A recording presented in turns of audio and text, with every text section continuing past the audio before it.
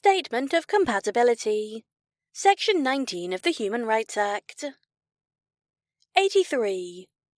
Section 19 of the Human Rights Act requires the Minister in charge of a bill in Parliament to express his or her view as to the compatibility of the legislation with the Convention rights, by making and publishing one of two statements before second reading of the bill in each House. The Minister must state either in his or her view that the bill is compatible with the Convention rights, Section 19, 1a, or that although he or she is unable to make that statement, the Government nevertheless wishes Parliament to proceed with the bill, Section 19, 1b. 84. There is a debate as to whether Section 19 strikes the right constitutional balance between Government and Parliament, particularly in relation to ensuring human rights compatibility, whilst also creating the space for innovative policies. In particular, whether the test set out in Section 19 is the appropriate test, and if not, how might it be improved? 85. In question 18 of the consultation, we invited views on how you consider Section 19 is operating in practice, and whether there is a case for change.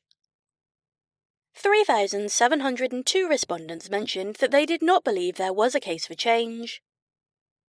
Of the 1,180 who responded directly to this question, 81 respondents thought that there is a case for change. 86. The Government is of the view that reform of Section 19 is needed. We will therefore not replicate the Section 19 obligation in the Bill of Rights in order to facilitate innovative policy making. The Government is proposing removing this in order to move away from the simplistic binary offered by Section 19. The stigma attached to the making of a Section 19 1b statement risks effectively operating as a veto on innovative policy making, even in cases where legislation may be successfully defended in court.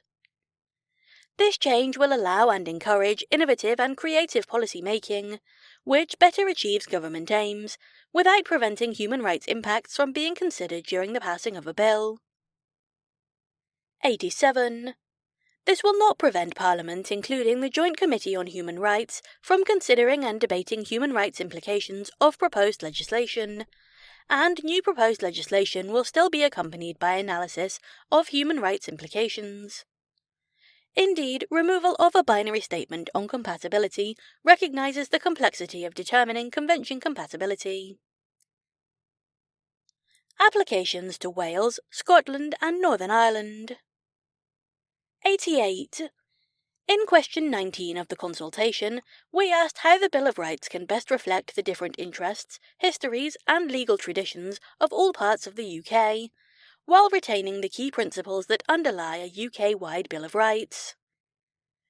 Of the 2,126 respondents who responded directly to this question, 1,126 respondents mentioned that the bill cannot reflect these interests and traditions, and 84 respondents mentioned that there should be a UK-wide approach.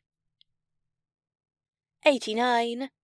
The Government remains committed to a UK-wide Bill of Rights that maintains the competence of the devolved legislatures, while reflecting that we are a strong union of diverse interests, history and legal traditions. The Government believes that everyone in the UK should benefit from improvements to our human rights framework. 90. We will therefore strike the right balance between guaranteeing rights protection to everyone within the UK, whilst also allowing for differences in how the rights framework is applied and implemented across the UK. The Government's intention is to implement a single human rights framework for the UK that respects its diverse legal traditions, but which is also founded on principles common to all. 91. In the Belfast Good Friday Agreement, the UK committed to completing incorporation of the European Convention on Human Rights, ECHR, into the law of Northern Ireland. Through the Bill of Rights, we continue to meet our commitments under this agreement. 92.